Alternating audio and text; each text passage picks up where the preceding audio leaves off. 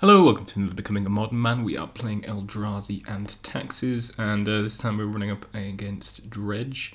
This is our opener, which is pretty terrible. Double Path to Exile, Thalia, and 4 lands. Don't really like the look of that. So I'm going to mulligan. This isn't a whole lot there, to be honest. We've got Tidal Scholar, Aetherval, and 4 lands again. I think I end up keeping this. I mean, I suppose we've got Vile at the very least, and we can play basically all our spells if we happen to draw them.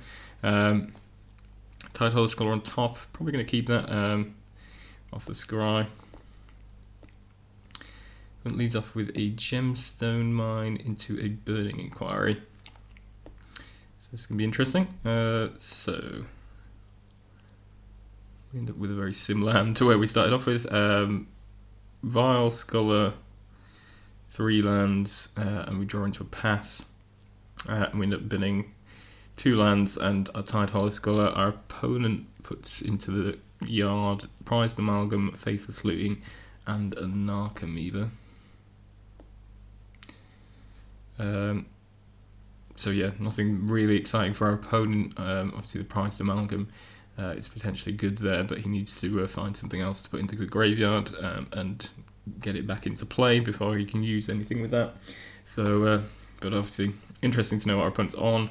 We don't have a lot going on in our turn 1, so we're just going to lead off with Vile and pass the turn. If our opponent doesn't do something too punishing. Opponent just passes a turn. Obviously seems to be light on lands, I guess. I suppose I haven't really got much experience playing with the Dredge deck. I guess it doesn't need a ton of lands. I suppose the whole point is to sort of play Faithless Looting and Burning Inquiry and sort of use those to victory. But obviously 1 land are a little bit sketchy for our opponent, particularly given it's a Gemstone Mine, which potentially could be sacrificed. Sorry, we skipped through that. So our opponent's hand is Life from the Loam, Conflagrate, if that's how you say it. Life from the Loam, second Life from the Loam, sorry, Golgari, Thug, and a Bloodghast. He's got no lands, so definitely struggling on that point, and he also has a Cathartic Reunion, which is the end of a card I end up taking. Essentially that's his only discard outlet in hand, so we definitely don't want him to have that, and it could allow him to discard, basically, he could discard Life from the Loam and Thug and then dredge them both back, so he'd get quite a lot of cards into the graveyard. Or he could, I suppose you could discard the Bloodghast and one of his dredge cards, and then again potentially get that back if he draws into another land, and then that would bring back Prized Amalgam as well. So yeah, definitely happy with my choice to take the Reunion. It's the only discard outlet, as I say, so he's going to struggle otherwise. So fairly happy with that choice. So we're kind of hoping our opponent doesn't find a discard outlet. He ends up playing Conflagrate just to put into the graveyard, and then follows that with Darkmoor Salvage, having found a land. Thalia, which we're going to play out, just to make it more difficult for our opponent to actually cast their spells if they do happen to find them. Also, this Gemstone Mine is only on 1 counter, so he ends up blowing that to play Golgari Thug, just hard cast the Thug, and presumably with the intention of us blocking with it and then dredging it. We're going to Path to Exile that. Just get out of the way, and then there's no chance of him dredging.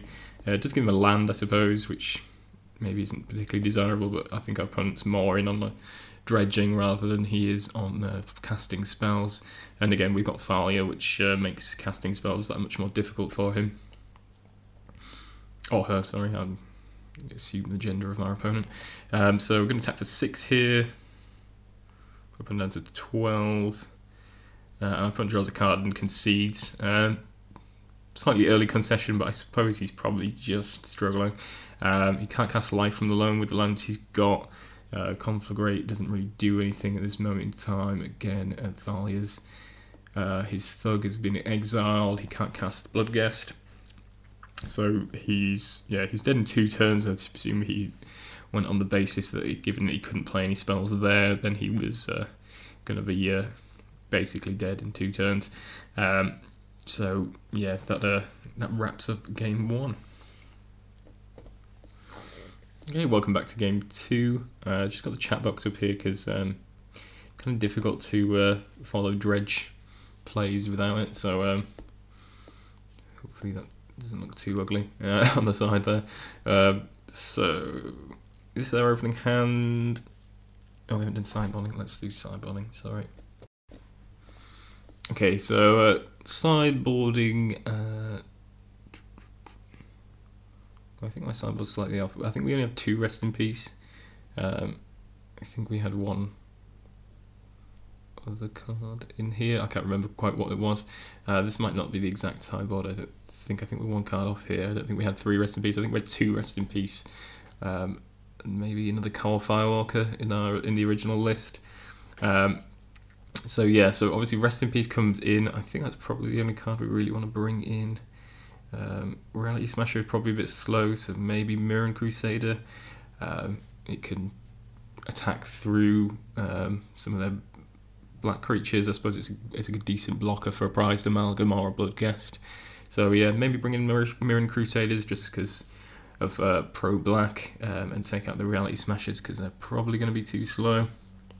Oz of Pontiff might be okay as well, actually, as a way of killing Narcomoebas, I guess. And Bloodghast. So yeah, so I suppose bring in Pontiff probably, and the Mirror Crusaders, and maybe just take out the Reality Smashers.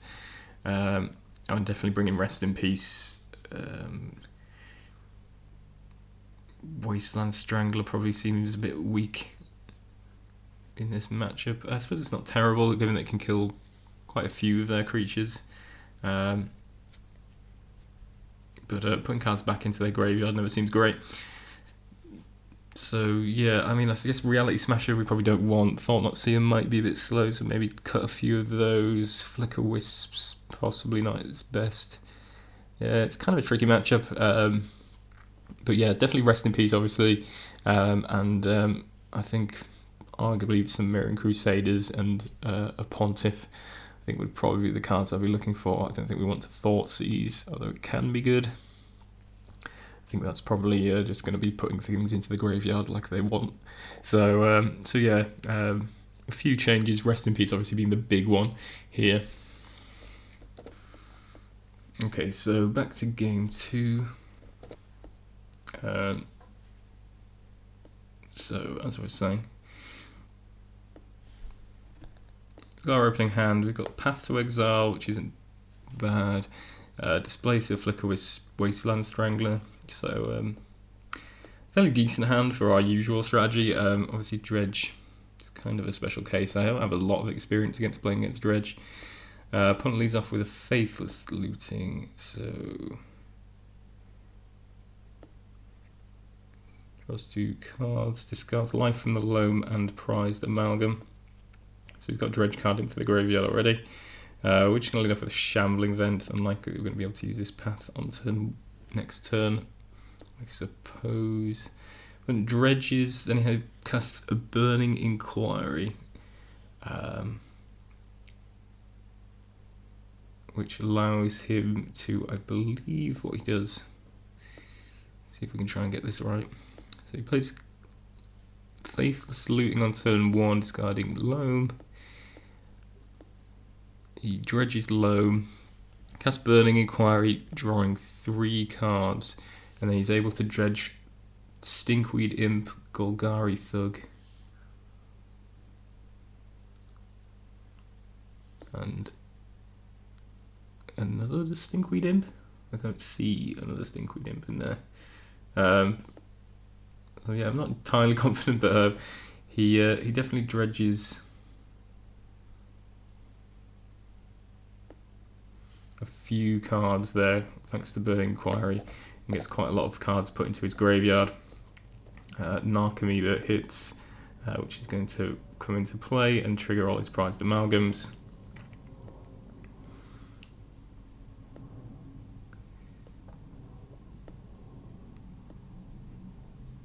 So yeah, so you've got 3 prized amalgams that are going to come into play. So yeah, pretty devastating turn 2 for our opponent. We've got a long way to go. I'll play the Arbiter because we haven't got a whole lot else going on. And also I don't really want to give our opponent an extra land with this Path to Exile. But I quite want a Path because then we can potentially use Wasteland Strangler to kill one of these guys. But we're going to take 10 here, which is pretty bad. There's another Burning Inquiry, which finds another Narcomoeba. Also some Bloodghasts in that graveyard as well, which is potentially a problem if he has a land, which it doesn't seem like he does currently. Another Narcomoeba comes in. I guess he must have dredged some more. So we're going to Path here, and then I guess we're chump blocking, which isn't great. I'm going to take 5. And yeah, I don't think there's really a way back here. So we can play Wasteland Strangler, kill off one of the amalgams. Yeah, I suppose that's our best play, is to... Oh, we don't have a Wasteland Strangler, sorry. I am imagining that. Oh, we must have discarded it to one of the Burning Inquiries. Okay, so we don't have Wasteland Strangler, so yeah, I don't think we really have any way back. So yeah, we can see the... I mean, even if we did have the Wasteland Strangler, I suppose we're only getting rid of the amalgams temporarily, and then our opponent potentially can get a land and bring back this Bloodghasts, and we'll be very dead. So yeah, that went pretty well for our opponent and pretty badly for us. I don't know if we should have mulliganed harder into hate. I mean, the hand was fairly decent as it was, but our opponent's hand was way too fast for us to deal with, basically. So yeah, definitely problematic. We can also take a look at our opponent's deck here and see what he might have brought in sideboard-wise. It looks like he's brought in some Ancient Grudges. I don't see anything else that looks like a sideboard card. We've got Abrupt Decays as well, by the looks of things, which presumably are sideboard cards he's brought in against us. So that's interesting. Yeah, that was a fairly devastating beatdown. So we'll see if we can recover in game 3. Okay, so here we are with game 3. This is our opening hand: double Vial, double Thought-Knot Seer, and some lands. One of which is a Temple, so we can play turn 3 Thought-Knot Seer, but I think that's just going to be too slow, most likely. So I don't really like this hand. I think we mulligan. We mulligan into a worse hand, unfortunately. So yeah, this isn't keepable really. We don't have any coloured mana and a lot of coloured spells. That doesn't really work for us. This 5-card hand's pretty good. We've got Rest in Peace, which is obviously pretty devastating for our opponent. We've got turn 1 Vial potentially if we want it, although I think we're probably better off going for the turn 2 Rest in Peace. So yeah, as 5-card hands go, this is pretty good. Eldrazi Displacer on top. I think we're just going to bottom that, given that we kind of need to draw the 3rd land. Although I suppose we have got Vial, but I think still we probably want to look at drawing a 3rd land. So our opponent plays a Faithless Looting, a dropping Prize Amalgam, and a Golgari Thug into the graveyard, which works out pretty well for us. We're going to Rest in Peace and get rid of those, and our opponent won't be dredging next turn, so that's all very good for us. He also can't flashback Faithless Looting, so we've got a few good cards there as well, just straight off the bat. And I imagine our opponent is in a slightly difficult situation. We do draw the Eldrazi Displacer. I don't know if that was the same one from earlier, sorry. Apologise if I was incorrect there, maybe we did keep the Displacer. So we're going to play Vial and Displacer here for the Eldrazi Temple. One plays a Hardcast Bloodghast, which is not particularly concerning. Be able to attack for 3 here, and going to play Leonin Arbiter. Not the best matchup for Leonin Arbiter. I don't think they've got a lot of searching in their deck, but it's all good. He played Cathartic Reunion, discarding a couple of lands. As I say, we saw in his graveyard previously that he has a Abrupt Decay. I'm not sure if he has it just yet, but we do know he's got Abrupt Decays in the deck, so that's his potential answer to Rest in Peace. We're going to put stat for 5 here, put up and down to 10. And yeah, he does have the Abrupt Decay here, which is going to be able to get rid of the Rest in Peace and obviously turn back on the majority of his deck. But he does only have 9 life at this point. So he's still got quite a lot of work to do. On our opponent's draw step, we're going to drop in this Tidehollow Sculler with the Vial. And then we're going to be able to see what our opponent's working with. And potentially stop them. So he's got an Amalgam, which doesn't really do anything. I suppose you could hard cast it, but it comes into play tapped, so that's not really a concern. Golgari Thug and Stinkweed Imp, but no ways to discard them. And he's got Conflagrate. So yeah, I think I ended up taking the Stinkweed Imp. The reasoning behind that is that it's potentially a blocker with Death Touch. I suppose actually in hindsight maybe we should have just taken the Conflagrate, as it's the only sort of removal spell he has, and him hard casting Stinkweed Imp or the Golgari Thug isn't really concerning, given that we can use Eldrazi Displacer's effect to basically tap it. So yeah, I think we probably should have taken the Conflagrate in hindsight. Opponent casts Conflagrate for the 0 and then cast it from the graveyard, discarding a couple of cards, I think. So yeah, we probably should just take the Conflagrate because it's also a discard outlet for him. Not that it's hugely relevant at this point, I suppose, but yeah, it was probably the better card to take. I shouldn't have really taken the Stinkweed Imp in hindsight. Opponent tries to kill our Sculler with the Conflagrate. I blink it. I stack the triggers the wrong way. They should be stacked the other way. So he gets his card back, and then we get to look at his hand, because I think as it works out, we get to see an empty hand with just a land in it. And then he gets back his Stinkweed Imp. So yeah, that's my fault for stacking the triggers the wrong way. Something you need to be careful of if you're using blink effects with Tidehollow Sculler. Our opponent's down to 8. We've got 3, 4, 5, 6, 7 bounce of power on the board.